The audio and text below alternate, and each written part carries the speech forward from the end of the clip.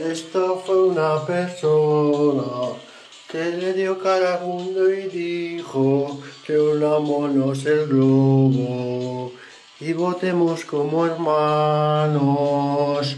Yo soy ciudadano del mundo,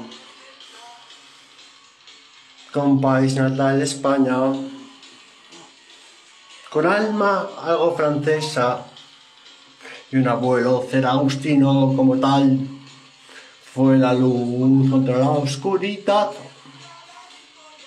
Siempre me tendréis, siempre hasta la victoria. Y no tengo nada contra punkis, salpedos ni nada. Simplemente que esta canción me anima y punto, tío. No la escuchaba ni cuando yo iba con ellos a hacer mongolo.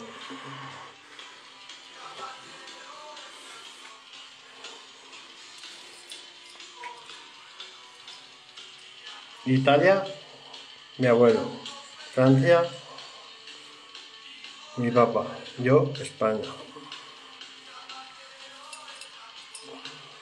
Y representando a Luxemburgo como represento Luxemburgo en presidencia, y con mis alas de querubín, me presento ante la corte como posible luchador después del fin del mundo si Donald Trump con su pulgar presiona el maletín en el botón rojo.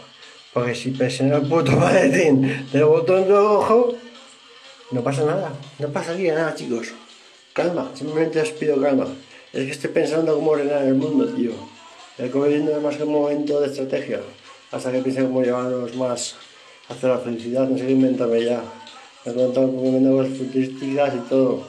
Incluso ahora estoy viviendo el presente, pero me viene uno... Es el Espíritu Santo, en verdad. Preguntar a los evangelistas, tío, gitanos de Zaragoza. ¿Quién soy yo?